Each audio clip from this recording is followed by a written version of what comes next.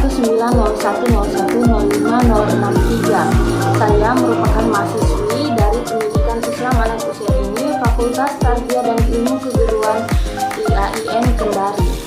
Baik, saya di sini untuk menjelaskan sedikit mengenai apa definisi, klasifikasi, cara mengajar, dan cara berkomunikasi dari tunanetra, tunarungu, tunawicara, dan tunadaksa. Baik, yang pertama saya akan menjelaskan mengenai apa itu tunanetra. Tunanetra sendiri merupakan kondisi di mana seseorang mengalami gangguan pada penglihatannya, dan tunanetra itu sendiri terbagi atas dua klasifikasi utama. Yang pertama adalah low vision dan yang kedua total blind. Di mana low vision itu sendiri berarti bahwa orang tersebut memiliki hambatan untuk melihat. Dimana bedanya low vision dengan total blind itu, kalau total blind itu kan buta total, sementara kalau low vision mereka tidak buta, hanya saja untuk melihat suatu benda mereka itu mengalami keterbatasan karena kondisinya mungkin agak gelap atau remang-remang, itu mereka sudah tidak bisa melihat. Dan low vision ini sendiri tidak bisa diatasi dengan kacamata atau lensa-lensa lainnya seperti yang digunakan oleh orang-orang minus. Low vision ini sendiri juga tidak bisa disembuhkan dengan cara pembedahan dan pengobatan yang lain-lain. Untuk media pembelajarnya low vision itu sendiri ada beberapa. Yang pertama itu pakai magnifier lens set, yang kedua view scan, dan yang ketiga televisi, kemudian mikroskop. Baik, selanjutnya saya akan menjelaskan mengenai apa itu total blind. Total blind adalah kondisi di mana seseorang itu dia penglihatannya itu buta total atau tidak dapat melihat sama sekali meskipun dengan pencahayaan yang maksimal. Kemudian untuk metode pembelajaran untuk anak-anak yang mengalami total blind itu dia bisa menggunakan huruf braille, atau mungkin bisa kita kenalkan dengan benda yang langsung. Misalnya kita memberikan dia sebuah pulpen, terus dia meraba pulpen itu, terus kita tuntun, itu adalah bentuk dari sebuah pulpen. Maka kalau anak total blind itu kan dia proses pengingatannya dia itu cepat, maka dari itu kita bisa mengajarkan mereka dengan mengenalkan dari benda-benda yang nyata dulu. Kemudian untuk proses membacanya mungkin bisa kita ajarkan dengan menggunakan huruf braille tadi. Lanjut lagi, yang kedua tunarungu. Apa sih tunarungu itu? Seperti halnya tadi tunanetra, tunarungu itu adalah kondisi di mana seseorang itu mengalami gangguan pendengaran. Tunarungu itu dibagi menjadi 3 klasifikasi. Yang pertama tunarungu ringan, sedang, sampai berat. Kalau ringan mungkin dia hanya bisa mendengar suara-suara tertentu, misalnya kita dekati terus kita bicara, terus mungkin itu dia sudah bisa mendengar. Terus kalau yang tunarungu sedang mungkin dia agak lebih keras lagi, tetapi kalau tunarungu sedang itu sama yang ringan mungkin tidak akan ada gangguan dari proses bicaranya. Sedangkan kalau tunarungu berat, mereka itu tidak bisa mendengar apa-apa, sehingga untuk proses berbicaranya sendiri itu mungkin akan sangat-sangat kurang dikarenakan pembendaharaan katanya itu kurang. Mereka tidak terbiasa mendengar kata-kata sehingga mereka tidak bisa mengucapkan kata-kata itu. Untuk tunarungu sendiri biasa metode pembelajaran yang digunakan itu mereka yang pertama diajar membaca dulu, mungkin dengan bahasa isyarat, dengan papan tulis ya seperti anak lainnya, akan tetapi untuk proses komunikasinya kita bisa berbicara dengan bahasa isyarat gitu. Terus kalau zaman sekarang kan sudah canggih itu. Untuk anak tunarungu sendiri mungkin ada beberapa aplikasi belajar bahasa isyarat yang bisa kita download.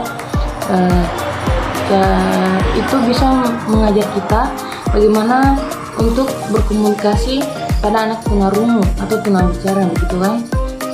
Karena kita kan sebagai seorang guru, jadi otomatis ketika kita mendapatkan siswa yang seperti itu, kita harus tahu bagaimana cara berkomunikasi kepada mereka sesuai dengan keterbatasan mereka sendiri. Oh iya, satu lagi, kalau tunarungu dia itu cenderung dengan kekreativitasinya, dimana waktu saya observasi kemarin, saya menemukan ada beberapa anak tunarungu yang ketika mereka disuruh menulis, mereka kayak ogah-ogahan, malas-malas gitu. Tetapi ketika mereka disuruh melukis atau make up atau merancang atau merakit bunga-bunga begitu, mereka jago-jago. Karena semua itu ada kekurangan dan kelebihan. Ya, berikutnya saya akan menjelaskan tentang apa sih itu tunawicara. Nah, tunawicara itu sendiri sama seperti tunanetra, tunarungu, dan sekarang ini tunawicara. Tunawicara adalah keadaan di mana seseorang itu mengalami hambatan baik pada intonasi pengeluaran suaranya, atau mungkin pada suaranya, atau mungkin otot-ototnya, otot-otot berbicaranya ini belum berfungsi. Nah, itu yang disebut dengan tunawicara. Sedangkan klasifikasi dari tunawicara itu sendiri terbagi atas 4. Yang pertama ada speech delay pada anak, biasanya itu pada anak TK ya terjadi, bisa juga pada anak yang udah SD sampai SMP itu speech delay atau keterlambatan bicara. Kemudian gagap atau stuttering, bisa gagap juga itu termaksud ke dalam klasifikasi tunawicara. Kemudian kehilangan kemampuan berbicara atau disfasia, itu mungkin apakah suaranya tidak bisa keluar atau otot-otot berbicaranya yang tidak berfungsi. Kemudian kelainan suara atau voice disorder, ini juga merupakan salah satu klasifikasi dari tunawicara, karena ini semua kan merupakan hambatan untuk seseorang berkomunikasi melalui suara kepada orang lain gitu. Kemudian ini tunawicara juga sering disangkut-sangkutkan dengan tunarungu.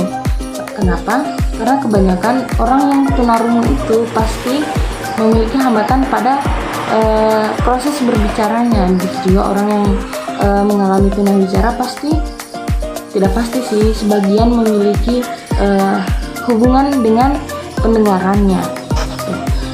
Untuk metode pembelajarannya tunawicara sendiri, kalau untuk anak tunawicara sendiri biasa media pembelajaran yang digunakan yang cukup efektif itu seperti kita menggunakan infocus atau media pembelajaran visual gitu.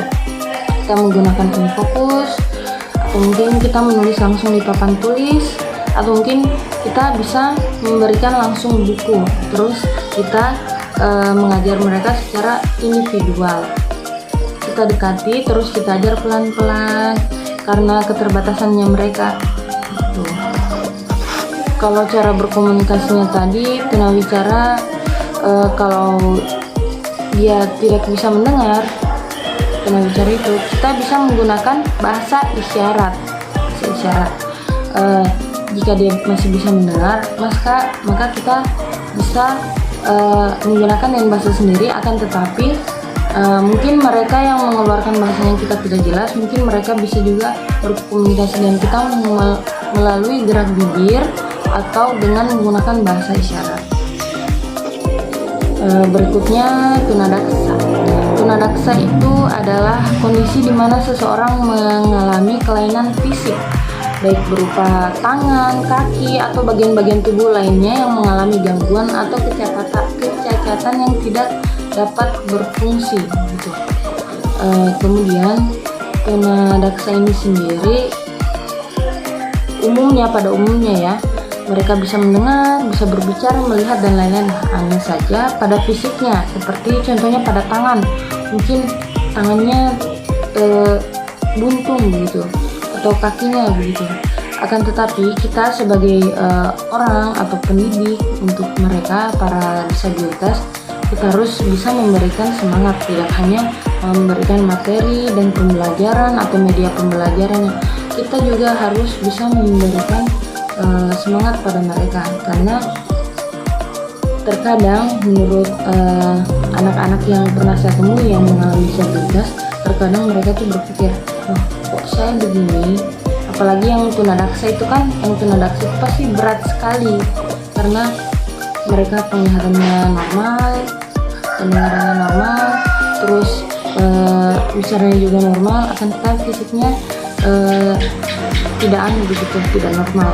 Nah, kita sebagai orang-orang terdekat mereka atau orang tua atau guru, kita harus bisa memberikan motivasi kepada mereka agar mereka tidak patah semangat gitu. Dan kita tidak boleh seakan-akan kayak jijik atau kayak apa begitu ya. Kalau tunadaksa itu sendiri cara belajarnya itu sama seperti anak-anak lain, karena kan mereka penglihatannya normal, pendengarannya juga normal, untuk berbicara juga normal. Hanya saja mereka mengalami kendala di fisik. Mungkin itu saja. Untuk komunikasi kita mungkin harus sering-seringlah memberi semangat kepada mereka, dan jangan pernah menjatuhkan mental mereka, karena itu sangat fatal jika kita lakukan, apalagi kita sebagai pendidik atau orang-orang terdekat atau mungkin orang tua begitu, atau mungkin teman-teman, sahabat. Ya, kita tidak boleh menjatuhkan mental mereka karena itu sangat fatal. Baik, mungkin itu saja yang dapat saya jelaskan mengenai tunanetra, tunarungu, tunawicara, dan tunadaksa. Kurang dan lebihnya mohon dimaafkan. Kurangnya itu datang dari saya sendiri dan lebihnya itu datang dari Allah Subhanahu wa Ta'ala. Kita sebagai calon pendidik harus tetap semangat, apalagi jika kita mendapatkan siswa-siswa yang disabilitas. Seperti yang sudah saya jelaskan tadi, kita jangan patah semangat dan harus sering-sering memberi motivasi dan harus sering-sering menyemangatkan